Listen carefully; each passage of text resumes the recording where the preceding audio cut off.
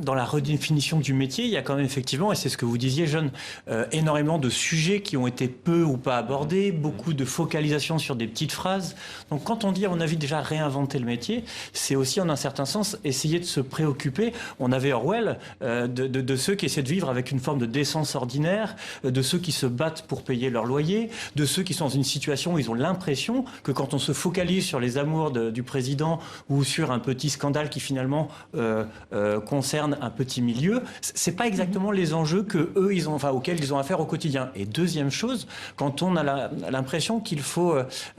considérer que les réseaux sociaux sont que c'est la seule source en fait en un certain sens des problèmes, c'est vrai que c'est la condition de la diffusion accélérée de mauvaises informations, mais c'est aussi la possibilité pour des rédactions et pour des journalistes de réussir à retrouver ce public-là. Donc je pense qu'en fait, soit on se met à se dire que de toute façon l'écosystème a complètement explosé et il faut qu'on continue sur les antennes traditionnelles à faire ce qu'on faisait en faisant un peu plus de fact-checking, soit on se dit ok très bien, les usages se sont déplacés, le jeune public n'allume plus la télévision ou en tout cas il le fait à la demande et il le fait pas en fonction d'une grille des programmes et à ce moment-là on trouve un moyen de se réapproprier cette façon